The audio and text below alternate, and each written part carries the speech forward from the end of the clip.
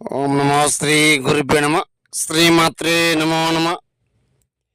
స్త్రీ పురుష వశీకరణము, ప్రేమికుల భార్యాభర్తల ఏకద్విహ దూరగ్రహణం, ఏకం సంహనం సర్వస్వాధీనం మంత్రశ్లోకం, ఏకదుష్టం పరిపూర్ణం సర్వస్వాధీన మంత్రం, ఏకవచనం సంహనం యాగం వశీకరణం పరిపూర్ణం సర్వస్వాధీన మంత్రం.